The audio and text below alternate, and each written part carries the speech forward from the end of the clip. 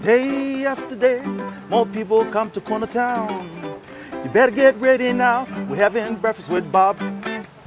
Pancho Man! Welcome back to Breakfast with Bob. We're presented by ES Sports Nutrition, Cliff Bar, Timeback Thoroka, Tanyapura Resort, Rudy Project, Slow Twitch, Jurgen Zack, one of the legends of Ironman. How many times did you say you did this race? We're talking, wow. I think I was at the start line 15 times. 15 but I times. lost count a little bit, but I definitely finished 11 times. I finished 11 times, second here in 97, fourth, fifth a couple times, 6th, 7th, 8th, 11th, 13th, and 241st in 1998. Yeah. I'll remember that. I remember that too. Yeah, that was a long walk. I had to walk the last 12 kilometers. And Bob, I tell you, I hate walking. No, walking's the worst. No, it's not good. You're the type of guy who would drive around the supermarket till you get the closest spot there is. Exactly, yeah. In the non-parking area. Of course. Yeah. Yeah. So talk a little bit about being back here, first time in 10 years. Does it bring back some memories? Of course. Everybody said it has changed so much, but I think it hasn't changed as much. It's the same. It's still awesome. I love it. They still have this nice, cozy places like Hagos here and the Lava Java and the little bars along the coastline here. Yes. It's wonderful. I've been watching the race 10 years on the internet, Ironmanlive.com, and it was okay. I had a good seat. I had a lounge seat. And it was air conditioned wherever you were watching? Air conditioned, and I had non-stop beer, all I could drink. But it's good to be back. When I retired, I never thought I would be coming back to do Kona or I would do an Ironman race. Yes. But it just happened. I just started to train with the athletes that I'm coaching, and then step by step I did an Olympic race, and then I was supposed to go to Malaysia Ironman last year to support my athletes, and then I thought, it's painful to support all day long. I'd rather race. Yes. So I was racing, and I got my slot, and then I was thinking a minute, and then I said, okay, I'll register, and then now I'm here. And you are in the 50, you're 50 years old now. So you're an age grouper, official age grouper. I am, yeah. Are you here with a goal? Like, I want to win the age group. I know the way you ride the bike. I know you're out to hurt some people on the bike. But what is your goal? Well, I think the bike riding is still good, but swimming is all right. I mean, I can still swim like in an hour, 58 minutes or something with only 3-4 kilometers per week of swimming. My running is very minimal. I just run 30 to 40K per week. But you're lean. It's a healthy Thai food. Yes, it is. I really... I think I live healthier in Thailand. That's where I'm living, 9 months per year in Phuket, and I think it does my body very well to live there. But my goal for this year is just to have a good time, to go hard. But I have lots of respect for the other age groupers. For example, Reto Walser from Switzerland, who just did a 9-hour flat a few weeks ago. Or the last year's champion, Bent Andersen, is very strong. Yes. I'm not so you sure know if I all can these beat guys. That's always cool. This guy's been scouting. You know the other 50-year-olds. That's always good.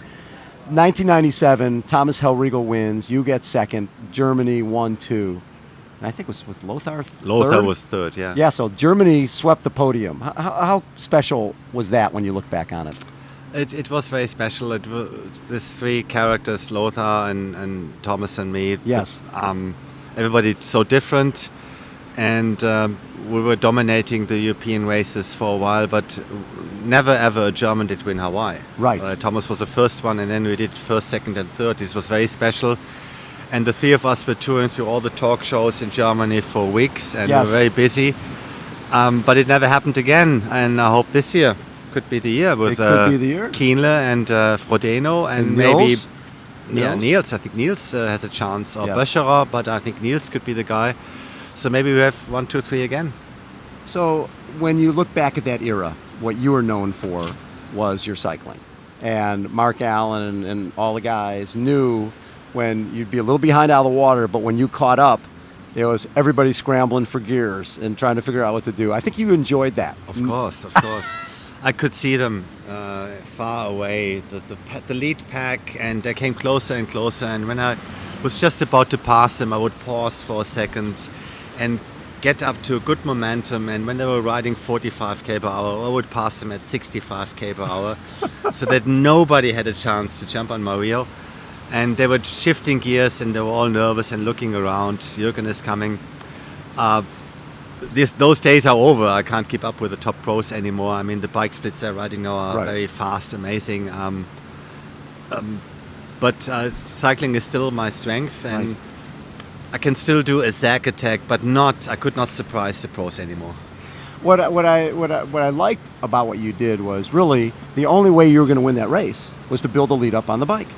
And there's a lot of guys who ride conservatively out there today who aren't going to outrun Jan Frodeno. They're not going to outrun any of the other guys, to Tim Van Berkel, some of these other guys, but they don't go for it on the bike. Does that surprise you?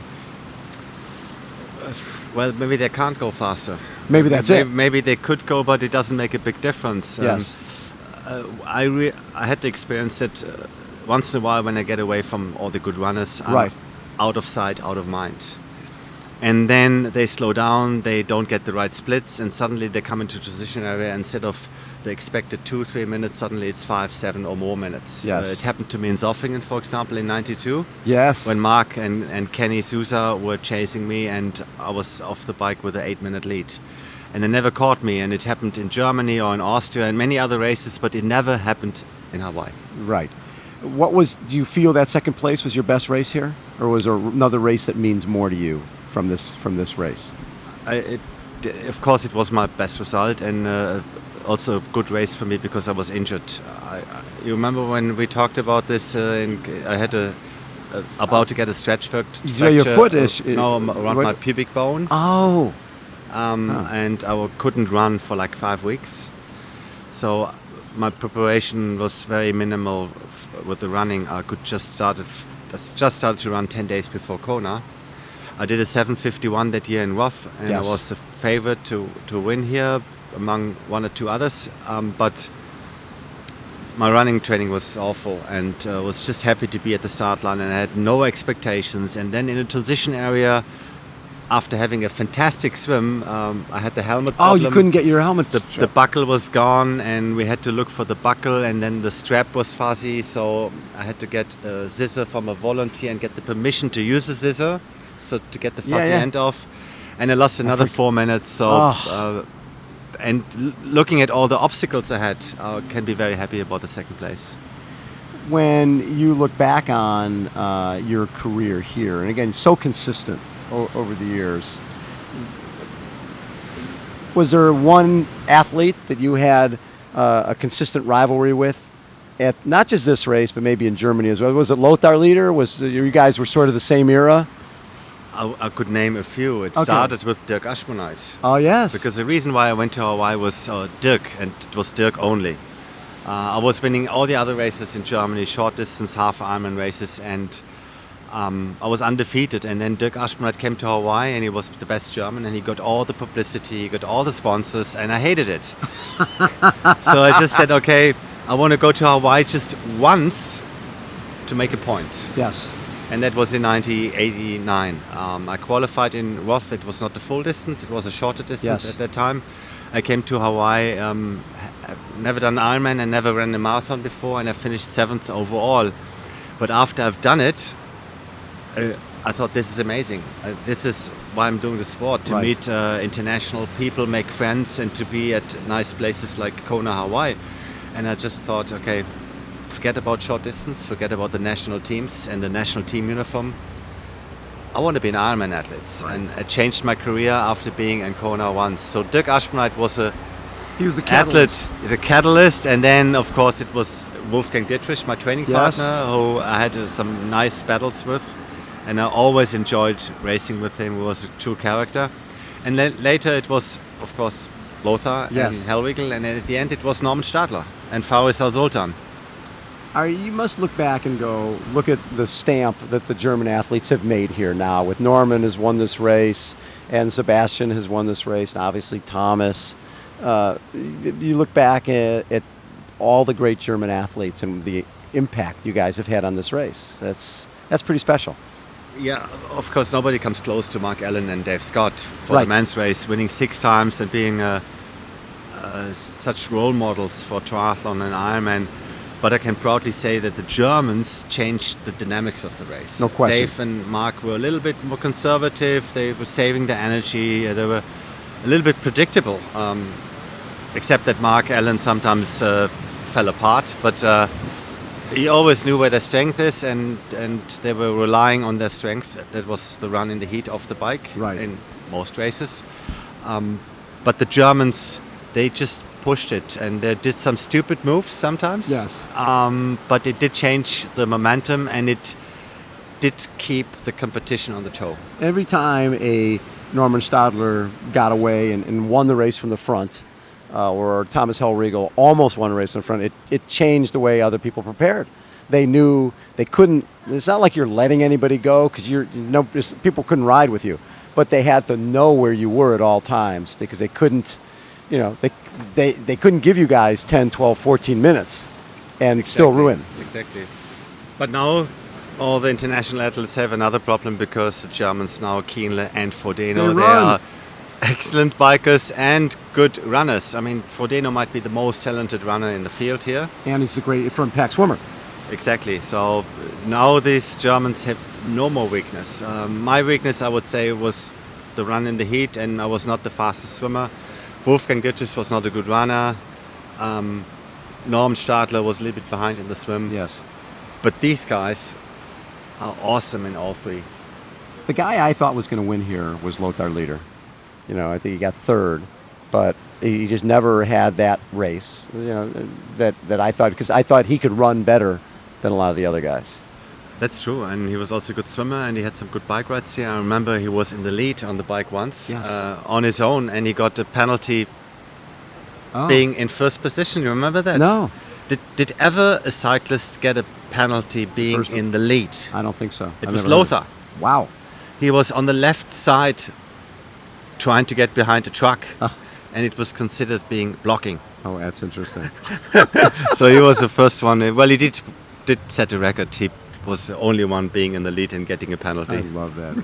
Hey, you're gonna have fun on Saturday. You're gonna have a blast. Thank you. I will. I'm already having a blast, meeting all the people from the past. Yes. The blast from the past, meeting people like you and all my friends from San Diego. I just saw Paul Libu-Fraser and Wendy Ingram. Yes. I haven't seen them for a while. Although Paula lives just 50 minutes away from my hometown in Germany. Yes. Because you're in Laguna Phuket and she's in Germany. Yeah, but I spent 3 months a year in Germany, and we were not too far away, but I didn't see her or Paul Huddle either. Yes. It's wonderful to meet all the international friends that I haven't seen for a long time, especially all the friends from San Diego, and I realize how much I missed San Diego. And Bob, I will come back next year to San Diego to train with you. I would love that. Yeah. Jurgen Zack, you heard it right here. We'll be training together. We'll be training buddies. Tuesday run, Wednesday ride, all over again. Ride and tie, Eastern ride and tie. Eastern ride and tie. That's right. Jurgen has been there. We are presented by ES Sports Nutrition, Cliff Bar, Timex Roca, Tanya Pura Resort, Rudy Project, Slow Twitch, Poncho Man. Take us out.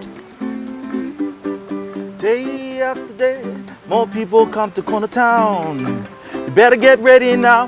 We're having breakfast with Bob. Poncho Man. Yo.